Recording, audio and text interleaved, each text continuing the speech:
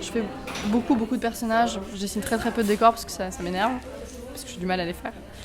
Et donc je dessine les parties qui me plaisent le plus en premier, et puis souvent je me lasse avant d'avoir terminé le personnage. Et donc comme sur la page que je suis en train de dessiner là, je dessine souvent des têtes, des épaules, et puis après ça se perd dans le vague.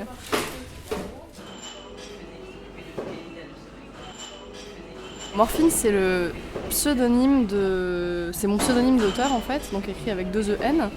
Les couleurs et le design final du personnage me sont venus pendant une hospitalisation qui n'était pas extrêmement grave mais qui était très pénible, et au cours de laquelle je prenais des doses assez importantes de morphine. Et le personnage lui-même, alors qui est assez caractéristique, il se reconnaît très bien avec ses cheveux rouges, son air un peu vide, c'est une poupée de chiffon, et puis son tissu blanc en fait.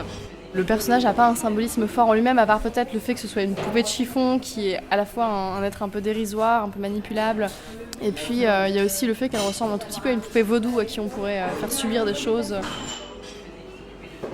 Simplement, en fait, il y avait toujours une logique dans mes dessins qui était que Oni, qui incarnait donc une grande variété de personnes en fonction des situations satiriques que je dessinais, incarnait toujours plutôt les opprimés. Et elle incarnait jamais les dominants en fait.